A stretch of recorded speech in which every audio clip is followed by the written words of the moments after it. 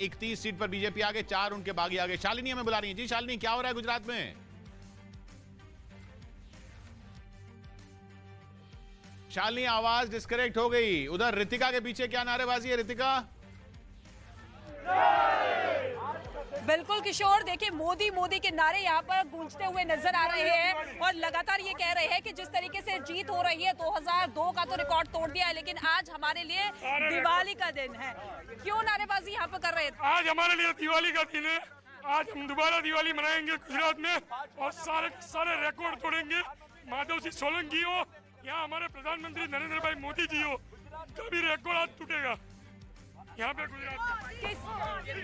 जी इधर रीवा की सीट से खबर आ रही है। देखिए रिबाबा से मैं पर्सनली मिली थी और इसमें मुझे लगता है उनकी जो पारिवारिक एक कला था, जिसमें आपको पता होगा उनकी ननद जो है नैनबा, वो कहीं ना कहीं पहले शुरुआती दौर में बहुत उन्होंने दुष्प्रचार भी किया था। हालांकि बाद में इनके बीच में पैचअप हो गया था, उनसे भी मेरी पर्सनली बात हुई थी। तो मुझे लगता है ये कहीं ना कहीं, और दूसरा जो सबसे बड़ा फैक्टर था, एक जिनका टिकट काटा गया था, वहाँ पे भी वो एक बड़ा फैक्टर था। और लोगों को, जो आम लोग हैं, उनका ये मानना था क्योंकि वो एक पर्सनालिटी हैं, सेलिब्रिटी पर्सनालिटी हैं, तो वो शायद लोगों से इतना मिल नहीं पाए। तो पर अभी तक तो लगातार आगे चल रही थी, अब जाके थोड़ा सा पीछे हुई है। मंडी की 10 सीटों पे बीजेपी ने बहुत कंसिडरेबल लीड हासिल कर ली है। ये जयराम ठाकुर की कॉन्स्टिट्यूएंसी है। और आपको याद होगा कि अभी हाल फिलहाल में ही मंडी लोकसभा बाय इलेक्शन कांग्रेस ने जीती थी और ये एक बहुत बड़ा अपसेट है कांग्रेस के लिए। 33-31 हो गया है। 33 संगठन के लिए मैंने पहली बार बोला था आपको, संगठनात्मक पार्टी है और उसका लाइव एग्जाम्पल आप देखिए दोनों जगह। और यही कारण है कि नड्डा जी जो है, वो मुझे लगता है जो सेक्रेटरी, जो पार्टी के अध्यक्ष हैं, वो ही बनाते हैं प्रोग्राम कि यहाँ पर मोदी जी को जाना है या अमित शाह जी को जाना है। तो ये इट स्पीक्स वॉल्यूम कि एक जहाँ पर एक ही आदमी की पार्टी होती है। उधर कैलाश विजयवर्गीय को सुन लेते हैं। कैलाश विजयवर्गीय क्या बोल रहे हैं? खुल के नहीं बोल पाते। उत्तराखंड के में भी मुझे याद अच्छे से सबने कहा 30 पार नहीं करेंगे, वहाँ 47 सीट्स आई हमारी।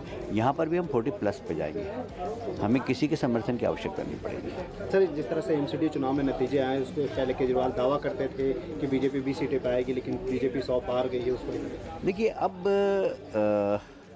पार्टी का ढलान चालू हो गया है, लोगों ने उनका चेहरा पहचान लिया है।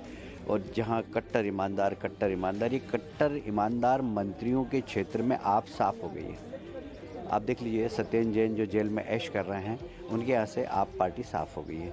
मनीष सिसोदिया जो बहुत बड़े शराब घोटाले के लिए जिम्मेदार हैं, उनके क्षेत्र में आप साफ हो गई है। अमानुल्लाह जो कि दंगे के लिए भी जिम्मेदार है, उनके आप साफ हो गए। तो दिल्ली की जनता ने भ्रष्टाचारियों को पहचान लिया है और अब ये आपका ढलान है। कैलाश विजयवर्गीय, आम आदमी पार्टी हिमाचल में भी 0 है और गुजरात में अभी दहाई के आंकड़े को पार नहीं किया, लेकिन साफ है कि गुजरात में कांग्रेस को नुकसान इतना जरूर पहुंचाया है कि बड़ी विपक्षी पार्टी कांग्रेस अब एक छोटी विपक्षी पार्टी हो गई है और बीजेपी जो है वो वहां 140 सीटों पर आगे रहकर एक बड़ा रिकॉर्ड बना रही है। जनक के पास चलते हैं। जनक, 146, सबकी नजर उस 150 के मार्क पर है, रिकॉर्ड तोड़ने वाले।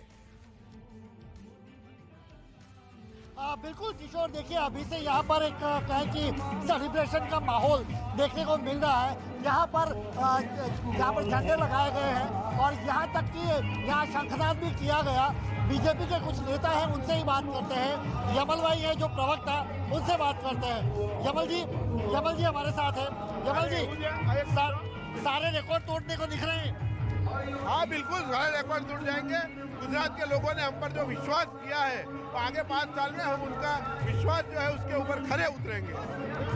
यज्ञेश भाई भी है। यज्ञेश भाई, ये क्या लग रहा है, पूरा माहौल क्या लग रहा है? अभी तो जहाँ की ये पिक्चर अभी बाकी है, 150 के पार हो जाएगा। और गुजरात के इतिहास में किसी भी एक पक्ष को नहीं मिला है इतना बहुमत भारतीय जनता पार्टी लेने जा रही है। और जितनी एक पक्ष को नहीं मिली, इतनी सीटें भी भारतीय जनता पार्टी को प्रजा ने दी। बिल्कुल, देखा किशोर, यहाँ पर सेलिब्रेशन चल रहा है। ज़्यादा मैं अंदर नहीं जाऊँगा क्योंकि डीजे की जो आवाज़ बहुत ज़्यादा है यहाँ पर, लेकिन सेलिब्रेशन मैं दिखा रहा हूँ आपको।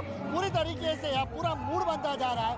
कल तक जो नेता आंकड़ा देने में कतरा रहे थे, अब वो कह रहे हैं कि 149 का रिकॉर्ड टूटेगा, क्योंकि सामने भी आंकड़ा जो है वो टैली बार बार बदलती जा रही है और बड़े बड़े चेहरे काफ़ी बड़ी लीड से जीत रहे हैं। एक समय ऐसा लग रहा था कि आम आदमी पार्टी का फैक्टर वहाँ पर उनको असर करेगा सौराष्ट्र और सूरत में, लेकिन फिलहाल वो नहीं दिख रहा। केवल एक कतारगाम सीट है जहाँ पर आम आदमी पार्टी कुछ करती हुई दिख रही है और कतारगाम के साथ साथ वराछाई 2 सीट पर अभी फिलहाल नजर है। हालांकि वराछाई एक ही जीती जाएगी ऐसा इनका कहना है, लेकिन देखना होगा टैली बदलती है और तस्वीरें इधर कांग्रेस फिर 34 हो गई है हिमाचल में, लेकिन बीजेपी को भी 34 मानी है क्योंकि 30 बीजेपी के और 4 बीजेपी के बागी। कपूर साहब, ये 40 क्रॉस करती दिख नहीं रही है कांग्रेस, अभी भी इंतजार करेंगे?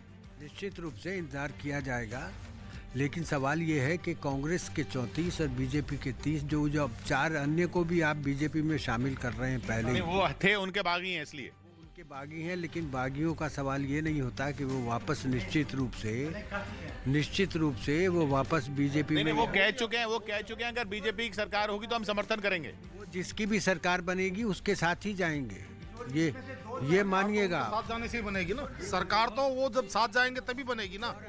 अभी अजवानी जी, ये अभी चौथे राउंड का 11 राउंड होते हैं, चौथे राउंड का है। अभी एक बता रही थी हमारी साथी पत्रकार कि मंडी की 10 सीटों पर बीजेपी आगे है। देखिए, कांगड़ा में कांग्रेस जितनी सीटें हैं 10-11 उन पर आगे है, और मंडी में 31-33 हो गया, 31-33। हिमाचल प्रदेश की बात यह है कि अभी भी बहुत ही कम वोट मार्जिन्स हैं, चीजें अभी भी बहुत बदल सकती हैं। कांग्रेस अभी और भी लीड ले सकती है, काफी बीजेपी भी लीड ले सकती है।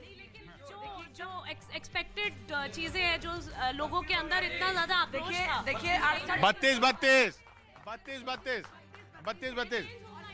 आप बोलते रहिए, चेंज होता रहेगा। हाँ, चेंज होगा, ये जरूर आवश्यक सामने है। जब पिछले चुनाव के नतीजे थे तो एंड मोमेंट पे एकदम से ड्रिफ्ट आया था। और दूसरा, जो आप बात हो रही है अन्य की, तो अगर सुबह का भूला शाम को घर आ जाए तो उसको भूला नहीं कहते हैं। ये सुबह ही घर आ चुका है, वो कह रहा है मैं उसी को समर्थन दूंगा।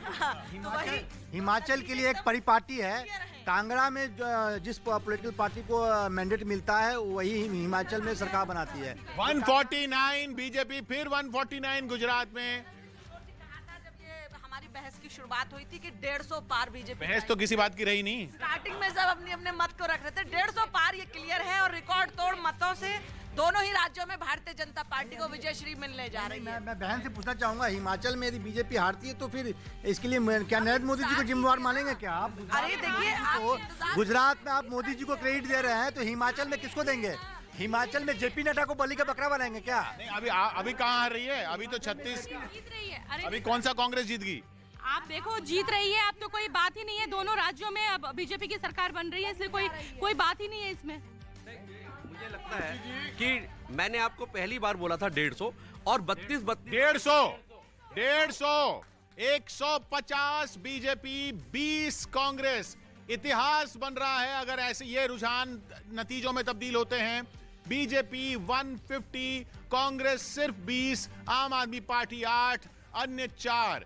150 बीजेपी आंकड़ा अगर पार करती है तो इतिहास बनेगा गुजरात के चुनावों में।